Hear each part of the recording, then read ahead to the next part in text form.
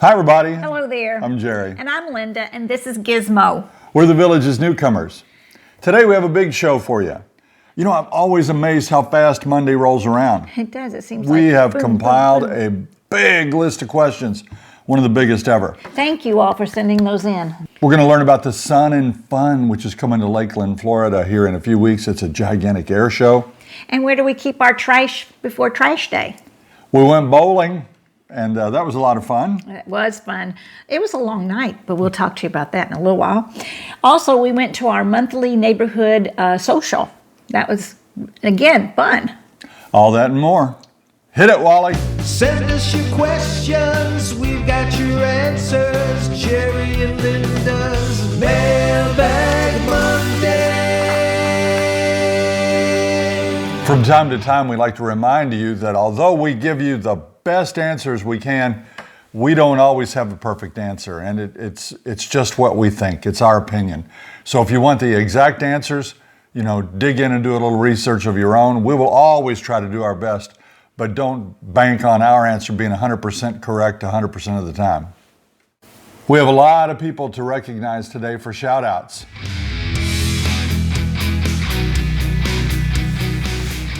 This is Tim and Phyllis Gambino, and they're from Michigan. We had a very nice time meeting them. And Avery sent this picture in of her Catahoula leopard. Oh, golly. That's easy for you to say. Actually, Catahoula leopard dog. It's a good-looking dog. Look at this thing. I never heard of it either. no. Here are Marge and Tom from Chicago with their daughter Susan and her boyfriend Tommy. They're at Edna's on the Green, one of our favorite places. We love it there. And Heather sent in a picture of her miniature schnauzers, Greta and Lucy. Those are cool-looking dogs. They are. Ursula took our suggestion and she and her husband visited Grandview Clydesdales. Those horses are amazing. She said she had a wonderful time. We received a book in the mail this week, which we do once in a while, The Roundabout Way. It's a book by Jack O'Brien. He lives right here in the Villages, and it's a book full of stories, and I haven't got into it yet, Jack, but I understand they're fictional stories that could be happening right here in the Villages. That's got to be interesting. We're going to read this book. Is there anything in there about this husband and wife team that does a YouTube channel? Let's look for that page. It's a new book, 2021, around Christmas time, so I'm anxious to get into that. Jan and Ken sent this picture of Murphy and Gunner, and they're laughing at Gizmo's jokes. They're newcomers also. Welcome. This great-looking couple is Rusty and Marianne. They're from Codell, Kansas.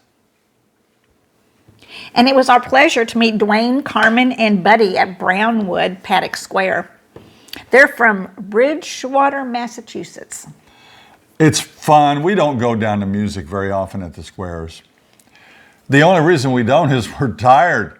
We come home about 5 and it's time to eat supper, and we eat supper and we think, you want to go down there? I don't know. Do you want to go down there? And then we just chill. It's always fun when we do. But once in a while, we'll meet wonderful people like them, and it was good to meet them. Here's an excellent before and after picture. Sent in a little too late for our last video, but it's Mark and Debbie Alderson. Here they are before, and their after picture, and they live down in the village of Hawkins. Thank you for sending that in. This is Yeti sitting in the Michigan snow. Snow? What is snow? John and Verena Reed say, "Go Irish." Hey, those are my kind of people. That's right. They're from Juneau, Alaska. Wow. I have never been to Juneau, Alaska. That's closer to the contiguous United States. I've been 3 times up to the upper Alaska. I really enjoy going up there. It's a long trip, though. Beautiful, beautiful state. And this is Steve and Carrie Curtis in front of the signboard at the sales center. Welcome. We're from Alaska too. I know. 2 Alaskas in a row. What's up? Oh, invasion of the Alaskans. Becky and Les are coming for a lifestyle visit this week. Hope you have a great time. Here, Lynn and Blake, they're living the retired life in Louisiana. They follow us on YouTube and say they wish they could be here. It's a great looking couple. And Eddie sent this picture of Molly rolling in the grass. That doesn't look like grass. That doesn't look like grass. Oh, that's that white stuff we were just talking about. Yeah, it's that stuff called snow. Your dog will be so happy when you move to Florida. Kim and Tom live in Maryland. They say they love our YouTube channel, and they wanted us to know they're celebrating their 20th anniversary. Congratulations. Congratulations. Happy anniversary. Karen and Peter sent in the picture of their rabbit, Lilac, all the way up in Champlain, New York. He is a big rabbit. Huge. We had a rabbit once, and it hopped all over our house. A funny story how we got it. We found it outside in the woods, and we brought it home. Let me tell that part of it. Okay. We're driving. We have our youngest son. He's about 7 years old. Yeah. We're driving down a country road, and there's woods, and there's woods. Yeah. And I look over, there's this big old rabbit, and it's light colored. It's brown. It's light brown. And it's right over here by the side of the road, and it didn't run away. And I stopped, as I usually do when I see something cool. And I got out, and I said, Tanner, come on. And he got out, and we're running through like the Keystone Cops trying to catch this rabbit, and I caught him. And he seemed nice, and he let us pet him and everything. And I said, let's take him home. We took him home, and he ate, and we fed him, and it was cool. It was a great rabbit. Until he chewed through every electrical wire in the downstairs part of our house. All of our electric wires, our speaker wires. He didn't get shocked. Speaker wires, yeah. But he destroyed so many things. I took him to the dog pound. Yeah. Sorry, little rabbit. I know somebody picked him up because he's so beautiful. I think it was a domestic rabbit. It got away somehow from someone's home. Well, they must have been feeding him wires. They sell rabbit food, people. Yeah. Here's a St. Patrick's Day photo from 3 of our favorite viewers. That's Tom and Shannon and Riley. They have that blog also, My Golden Hears, and they're out in Arizona. And finally, happy birthday to Kate Sagitta. Oh, they're good friends of ours, and they had a surprise party for her, and it was a lot of fun. Beautiful house down there in St. Catherine, and a whole bunch of people came, and it was kind of touching. Yeah. When you give the obligatory speech after people surprise you and tell you sing happy birthday, and you say, oh, thank you. Oh. Well, she got kind of emotional because she said she's never had so many friends before. Her house was filled with people. Had a lot of I was people. just like, wow, look at all these friends you have here. I wish I had known they were going to have all that food. I'd already eaten. We had eaten a My big dinner. gosh, what a nice spread. It was lovely. Thanks for the invite. We had our monthly neighborhood social at the Rohan Center this last weekend. Boy, was it nice and fun. What did we do? Well, first of all, let me say that we do have monthly get-togethers. We don't go to all of them. We go to some of them. Some of them are indoors during the winter months, when the temperature's down around 55, 60 degrees. And in the summer, we'll have them out, and sometimes they'll be on a cul-de-sac or in somebody's driveway or something like that. So this one was inside. Next month's going to be outside. Right. And we have a pitch-in meal, and it's good. Everybody has a good time. And we had a little trivia contest. This happened to be the week when we provided some entertainment. So I went around and photographed some very inconspicuous things around the villages and put them on a slideshow and let people try to figure out in teams of 6 or 8 where those objects were that I photographed. And it was good. We also ate a lot of green food because it was St. Patrick's Day week. And so we had a lot of celery, some pistachio pudding, we had green beans, we had a lot of green stuff. Jerry did not want to eat any broccoli, though. No, and what were those things that people were gobbling up? Those little round things that were... Brussels sprouts. He's not a Brussels sprout eater. Anyway, it was a great time. All right, coming up in about 3 weeks, there's the Sun and Fun. It's an air show, an expo. I mean, you're going to have an opportunity if you want to go. It's about 70 miles from the villages. It's down in Lakeland. The Thunderbirds, the precision flying team from the Air Force, is going to be there. Lots of military planes, stunt flyers. I mean, it is a 5-day show. It's jam-packed with stuff. We're going to be there. We have seen the Thunderbirds. They are a great group to watch. I would encourage you to yes. go. I love an air show. I love to take pictures. I'll show you some of my photos here.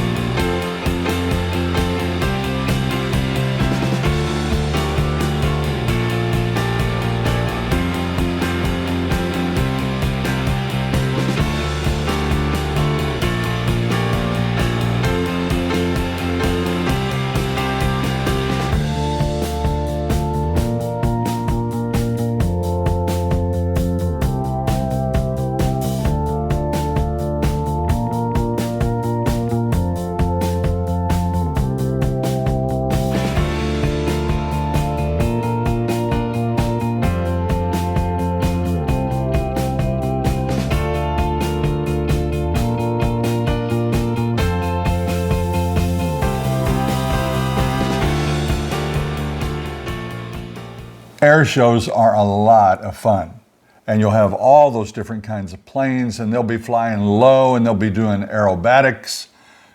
Great fun. Back in 2007, I was fortunate enough to spend a summer photographing the Blue Angels. That's the Navy flight team, and what a thrill that was to meet those pilots and go to quite a few of their air shows and document that. In fact, I even got to fly. There I am standing in front of their jet-assisted C-130. They call it Fat Albert. And I have the utmost respect for the Blue Angels and the Thunderbirds and people that do that. Wonderful. So that's April 5 through 10. The rates are between $45 a day and $170 if you want to buy a weekly pass. And if you're a Florida resident, they have big discounts on the prices. So please join us down at the air show. We're not going to go all 5 days, but we might go a day or two, and perhaps we'll see you down there. We went with a group of friends to Fiesta Bowl up in Spanish Springs and Lady Lake. That was a great time. 16 of us went. It was a good time, and it reminded me how long it's been since we bowled. Now, we were both in a league back when we were teachers. It was in the 1990s, early 1990s. And you bowled as a kid, though. Yeah, I bowled as a kid, but man, I haven't bowled, like I said, for almost 30 years. And it was fun. I was terrible at bowling. Worse than that, I pulled a muscle. In the second game, the 10th frame, something went pow in my gluteus maximus back here. That's a big muscle. It's getting bigger all the time. And it's been bothering me ever since. And I had to sit out from golfing for a few days. You've had some rehabilitation this week.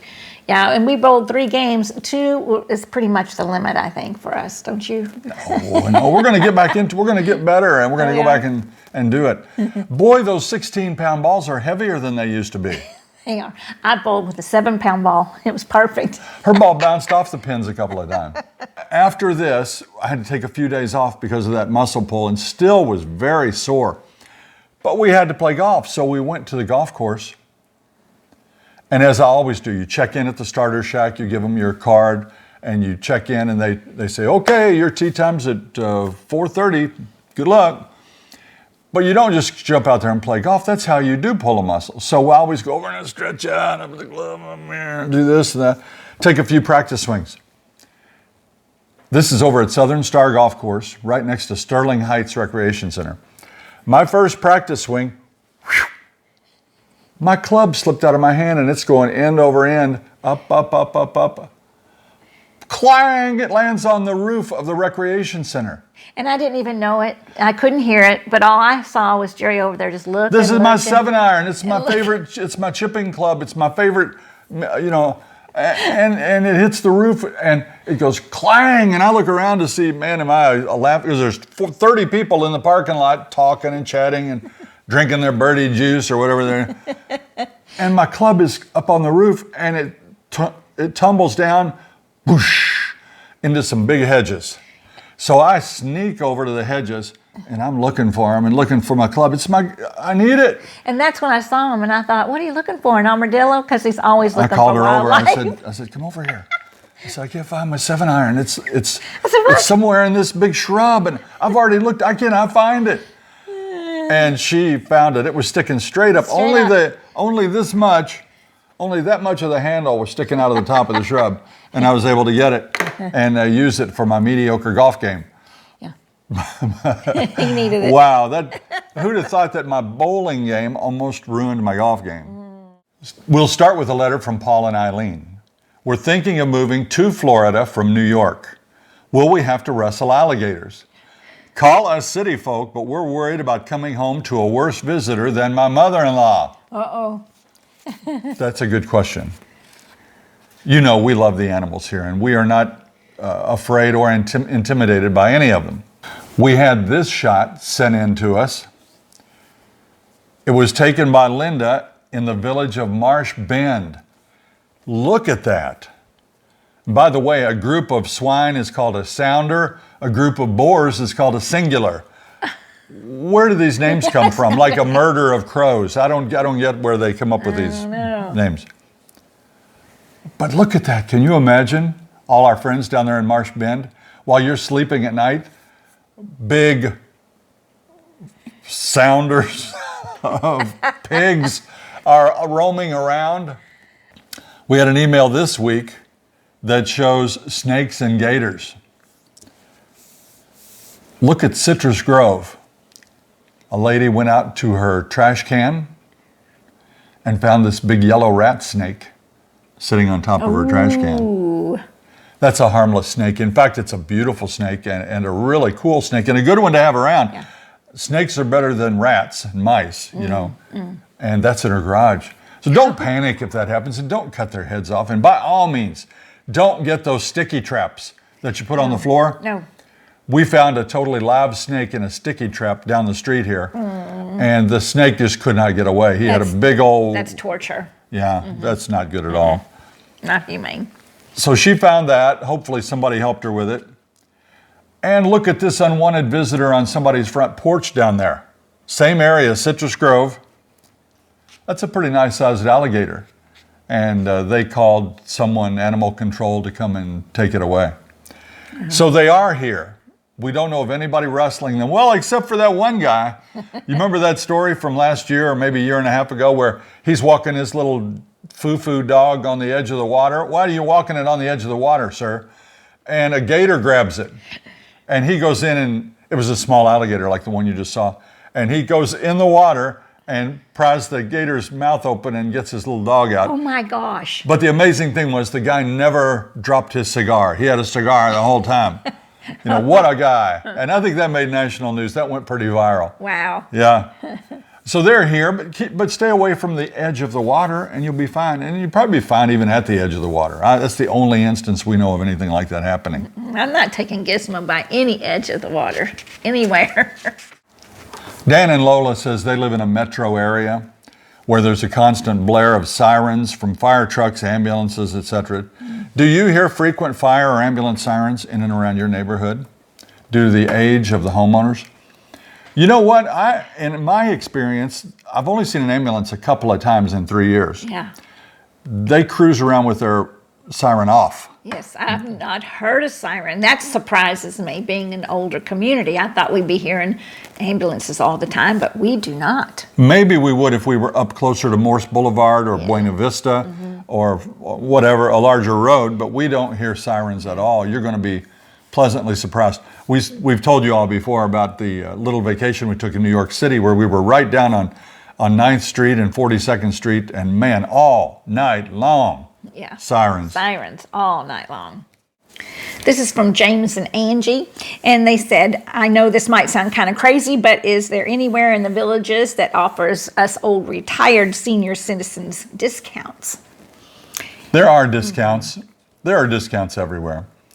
This kind of reminds me, though, we were visiting our son at who lived at a military base, Quantico, Virginia. And I asked him while we were there, we went out to eat or something. I said, do they give military discounts? And he goes, oh, not really, because everybody here is military. You know, it was a military base. Right. So they didn't offer. But here, yeah. In fact, she bought a discount card the other day. I did. From somewhere. And even if you don't get a discount card, a lot of places have a discount that you have to ask for. So don't be ashamed to ask. Just say, hey, do you have a Right. senior citizen discount? And very often they do. It won't be much, you know. Yeah, I think when we first moved here, Bell's Outlet Store, or Bell's, the regular store, offered discounts on certain days. I think it was like Wednesdays, and if you are a senior citizen, you can, above 55, you can get a discount of 30% off, and that was pretty nice. I don't know if they still do that. Danny Blinn wondered if you can have security cameras on your home here in the Villages. Danny, that's a good question, but it reminds me of a broader question. We had questions this week and last week. Can we change the inside of our home? Can we add this or can we add that? The inside of your home is your domain. You can add anything you want. And on the outside, you can put a Nest doorbell. Yes. You know, that's a camera. You can put a security camera on your eaves if you like. You just have to be mindful not to aim them at neighbors' houses where you'll be intruding on their privacy. But don't think that because there are deed restrictions here that they're so severe that you can't do anything, because that's not true. I got to mention right now that we have a squirrel-proof cage bird feeder, and it's not squirrel-proof because he was out here hanging by his feet enjoying his lunch. We got one of these bird feeders that when they put the weight on it, it slides down and blocks the hole, so feed can't come out. This guy has learned how to come down the rope, hang upside down without putting any weight on the feeder, and just rake the sunflower seeds out. There he is. Oh, he's getting quite fat. So's the squirrel. This is Patrick of St. Catherine. Oh, nice. What is the polo connection to the Villages? Being up north, has it been here since the early years? And have we ever gone to a match? Chucker, a chucker is called a match is a chucker. No, we have not been, but we are looking forward to going to it. Is a match a chucker? Yeah. I know there are chuckers in a match. Oh, well, I don't know.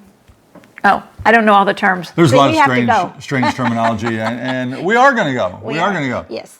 One of our viewers, Greg, is going to take us we're to a looking forward match. to it. I think it's In fact, his son-in-law is a rider, a polo guy. I'm sure they have a name too. I think they do. A rider, a competitor. But the polo has been here since 1995 when Gary Morris went to Barbados, and he saw a match there, and he just, I guess, totally loved it, so he brought the idea back. And then in 1997, they started getting plans together and to build the polo fields, and so it's been in existence really since 1998, all right, 1999 in full force. Good job, Linda. So how neat is that? And I'm looking forward to going, especially going out and stomping on the field. They have a great website. You can look up the Villages Polo and you can read all about it. From my understanding of the website, it's $20 to get in. They want cash. Oh, so take your cash. Take cash. Then if you want to sit up in the bleachers, you have to pay an upgrade with cash. And you can tailgate there. You can actually come in and tailgate. Oh, cool. For a little more cash. Yeah. So take your cash, enjoy the day, go out and stomp some divots. And yeah, that's what you get to do during their... Make sure you're not stomping the biscuits. Stomp the divots. Linda and Eddie, how long did it take you guys to settle into your new routine? Did you ever get on each other's nerves at the start? Or as my Linda would phrase that question, did Jerry ever get on Linda's nerves? Jerry, do you ever get on my nerves? About 3 minutes ago. Do I get on your nerves? I'm just trying to coach. I'm trying to help you. I'm trying to work with you. I know. But you know what? We don't have a routine. Oh, no. Every day is a different day. She has a routine. We do a lot, or I do a lot more in the community and the rec centers than he does right now, but he will get into it. I am blogging, baby. I am doing editing and it's working hard. Yeah, so that's my routine. Yeah. But other than that, we're freewheeling. I mean, if somebody calls us right now and says, hey, do you want to go do this? We'd put a pause on this. We'd go do it. We try to be really, what do you call that? Spontaneous. Spontaneous. And that's the fun of living here. You know, you don't want a schedule. No. I've been offered several little jobs since we've been here. I don't want a job. No. Even if it's easy. If I have to be there at 9 o'clock in the morning, I don't want to do that. No. You know? But yeah, I mean, we get on each other's nerves. You got to have your own thing. You know, she goes out a lot with the girls, and then she'll go out to eat lunch after the golf outings and give her some time away from me. And vice versa. I just clean the house while she's gone, and yes, you know, I'll try to get the cooking done and stuff like that. Dan and Lola with their second question today. We're looking to move our household goods from Washington, D.C. to the villages in several pods. Do you know how long a pod can remain in the driveway of one's new home? I called on that to the down at the sales office, and they said unofficially you can keep it a week. And after that, I imagine you're strongly suggested to get rid of it or move it. An odd question for us to get right now because our son is moving to Florida. Yeah. Who'd have thought it? He's bringing the 5 grandkids and he's moving down. He's not moving here though. He's moving over in the Disney area. But he got a pod and he filled it up and they picked it up and they're going to deliver it this week. And it can sit in his driveway for 5 days. Oh, okay. And then he'll have to have it unloaded and they'll come and get it. Whatever. As always, check with deed compliance. You can find that number in the village's website, and you can find a lot of these answers yourself. Are there any activities in the evenings for those of us who aren't retired? That's what Kate wants to know. It seems like many activities are scheduled during the day. Kate, you're exactly right. This place is structured around daytime activities. And in fact, early morning, this place is jumping. By 10 or 11, it's kind of calmed down a little bit. It is. I also called on that, one of the rec centers, and they said all the rec centers, all of them, the regional, the neighborhood, all of them are open from 7 in the morning till 10 at night. So you can enjoy an activity later on, or your social group can go and what they want to do, but they close at 10 and you're out of there. But you can find activities, but most activities are mostly in the morning. I think that there are far less things to do in the evening than there are in the daytime. Absolutely. Not a lot to do late at night. You've got your bars open, and you know that's where all the movie producers and authors like to go, and these magazine guys like to go in there and look for subjects for their next expose. So you got to be careful in there. Ron and Debbie want to know if we think that we stay healthier all year without being subjected to a long, cold winter. It's a good question. That's a very good question. I would think yes, because you're outside more here, or you're walking, you're doing activities. I feel like that this Florida is maybe healthier. Well, the vitamin D, I think you get from the sun, is good for you, and the humidity down here is good for a lot of people with skin problems. I have far less allergy problems down here. But the biggest thing to me is back in Indiana, we had a beautiful home in a picturesque setting. But in October, those leaves fall down and they're gone until the end of April. And that's when your allergies started, or But mine it's too. dreary, it's gloomy. And I think everybody's enthusiasm just kind of fades. Down here, even at the worst of it, which we've just come through, there's still plenty of green and plenty of sunshine, and it's beautiful. And I think it keeps your spirits up. That's more important than anything, is keep a good outlook. And if you're cheerful and if you're happy, you're going to be healthier. That's the big thing here, in my opinion.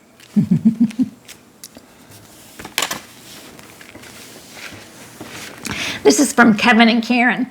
We all have our kids and grandkids visiting. Do we have to get guest passes for them to use at the pools and other things? Also, how does golf work with visitors? Well, yes, you do have to have your pass for them to use the pools. And actually for golf, you might have to tell more about golf and guests. I'm not too sure how that works, but it's a little bit more difficult to get a guest on the golf courses.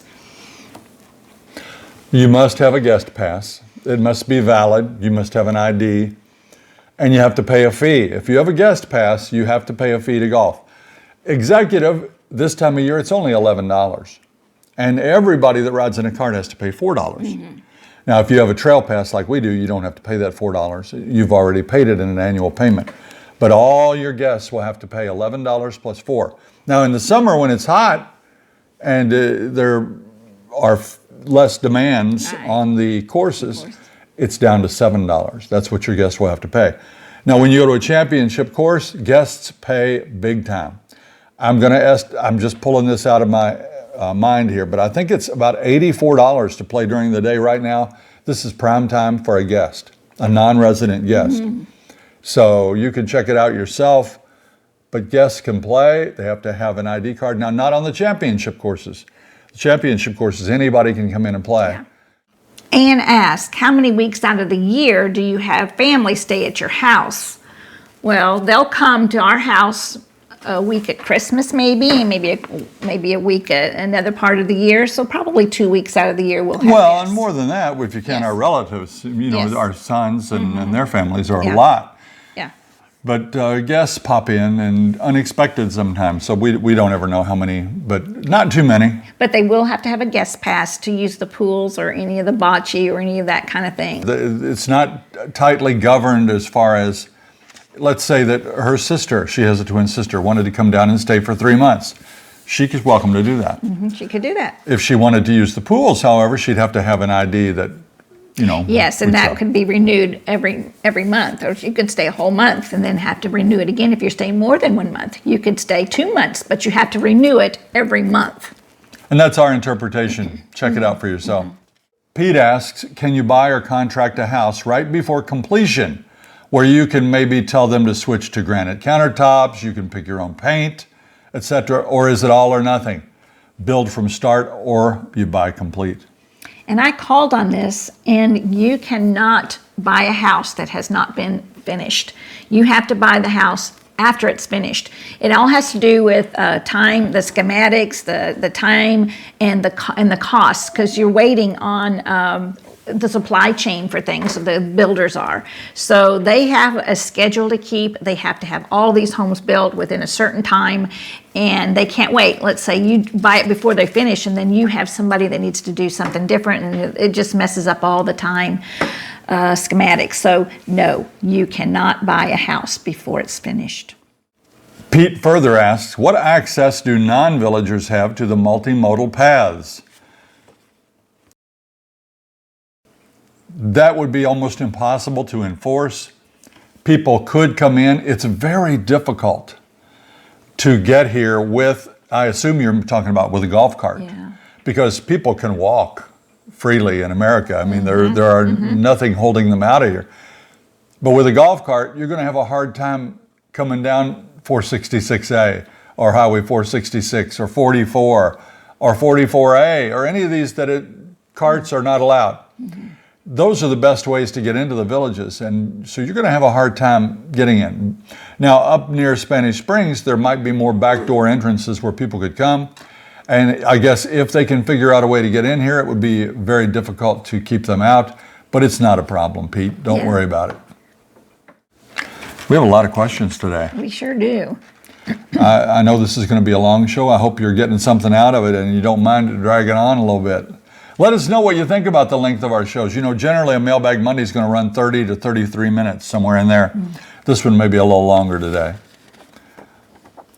Dan and Lola have another question. On our last lifestyle visit, we were driving up Morse Boulevard near Lake Sumter. We noticed a group of resident bicyclists taking up an entire lane of northbound traffic, moving at less than the posted speed limit. Is that a common occurrence? And are they given leeway to ride around on the main thoroughfares? Great question. The answer is yes. They can ride anywhere they please on a bicycle. Major road, you can't ride on an interstate highway where there's a minimum speed limit, but you can ride on Morse Boulevard. They can ride on Buena Vista. They can ride on lots of these roads. And they do. They have these groups of Peloton. Where they will ride in groups of 20, 30, 40 bikers, and you'll be behind them and you're scared to death you're going to kill one of them. It is frightening. I get nervous for them. When I'm riding down Morse, I told her this yesterday. I said, that guy, he's right over here. You have to go around him. He was with those real little low tricycle type bikes. That's kind of scary. Yeah. Yes, they have as much right to the road as we do. They have rules that they have to obey. but there is no speed limit that has to be adhered to by a bicycle. Bill from Traverse City, Michigan asks, how often do we wear sunscreen? And what time of the year do we use it the most? We're bad, Bill. We are. We're not good. We are not good at it, and we should be a lot better. He has fair skin, and he has more susceptibility to spots. Susceptible. A big word for Linda. I am. Anyway, he needs to use it more frequently than I do, but we should use it every time we go out, but we don't. On those hot golf days, I will put some on, and especially at the pool, but just go out the door to walk Gizmo and do that, I don't. Our dermatologist said she puts it on her child every morning regardless. Yeah, that's and a then good if they go practice. out, he's protected. Yeah. Honestly, what month is it? March? I'm not putting on sunscreen right now. Maybe in April when it heats up and I go out and spend more time on the golf course, I will. I should. I know I should. I'll get letters right now. Yes, you will. From people. I like banana boat sunscreen, like about 30, maybe 50 if it's really banana boat, and I put it on. But the problem is when I'm going out in the sun, usually, what am I doing? Playing golf. Yeah, you're playing golf. And that stuff gets on your hands, and I have my club and we'll go again. Ooh, up into the roofs. Peter from Champlain, New York. We had another one from Champlain. Remember that? I know it. I can't say that word. My wife Karen and I watch all your episodes. We look forward to retiring in under 3 years. I'm an active competition rifle shooter and college coach. Can you do an episode on the Air Rifle Club and range? We are fortunate here in the Villages to have an air rifle club. And it's a big club and it's very well organized. And there are 3 air rifle ranges here. You have to take a certification class before you're allowed to use them, and you have to sign a liability waiver. But these are high-powered air rifles that shoot pellets, and it's first class. You can go to their website, The Villages Air Rifle. You'll find it, and you can find all the do's and don'ts and the how-tos and all that sort of thing. 3 ranges, great membership. I stopped by when my son, it's our son. I was there. Was in town. He and I stopped by alone to the air rifle range. That's why I said that. And they were there and so nice to us. They didn't let us shoot because we didn't have a waiver signed and we hadn't gone through but they let us, look at the guns, and it's cool stuff. You have to buy your own gun then, right? Well, no, they even have guns for you if you need that. Okay. But any serious shooter would probably want their own gun. Right. Yeah. That's about it for questions this week. Gizmo, have you prepared anything for us?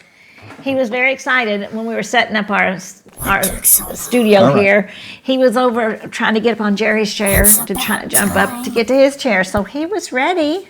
He loves it. He loves doing this. I know some of you say, he looks so bored, or is he okay? Yeah, he's fine. You should have seen him. He was over here barking, couldn't wait to get up in this chair. He doesn't look like he loves it, but he does. Because he's close, see? And he does have a show for us today. Let's see what he has to say.